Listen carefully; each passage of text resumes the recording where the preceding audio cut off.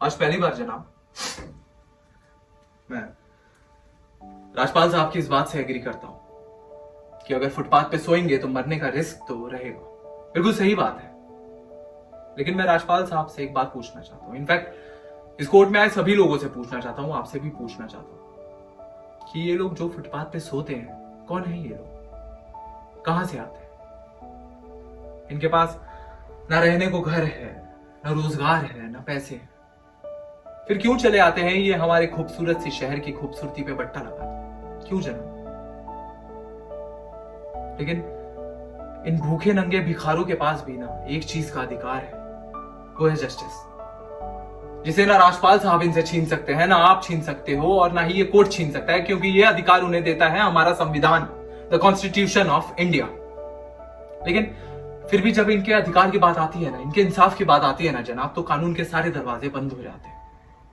इन्हें कोर्ट के चक्कर लगवाए जाते हैं, डांटे दी जाती, भरोसा दिया जाता है, वादे दिए जाते हैं, लेकिन इंसाफ नहीं दिया जाता जनाब, नहीं दिया जाता।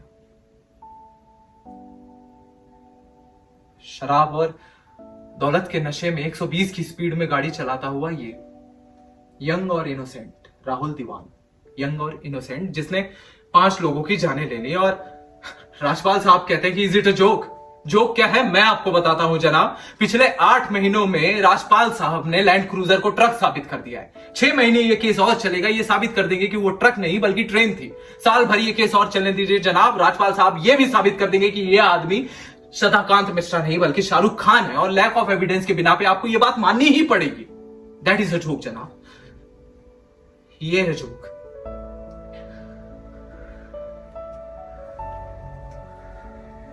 फुटपाथ सोने के लिए नहीं होता है, यही कहा था ना आपने। फुटपाथ गाड़ी चलाने के लिए भी नहीं होता है। कानून की बात करते हैं साले।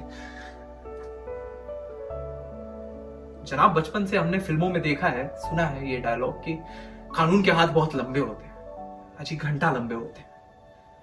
अगर कानून के हाथ लंबे हैं तो ये खड़ा रहा आपके सामने राहुल दीवान, उठाइए और जेल में डाल दीजिए इसे, और दिखाइए कि कानून के हाथ लंबे होते हैं।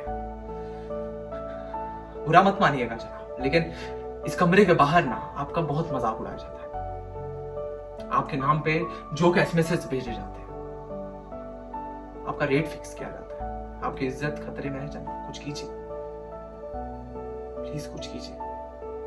और इनके ऊपर कोई एहसान मत कीजिए जनाब, बल्कि इनके हक को इन्हें दे दीजिए, इनके अधिकार को, इनके इंसाफ को इन्हें दे दीजिए। मुझे और कुछ नहीं कहना। थैंक यू जनाब।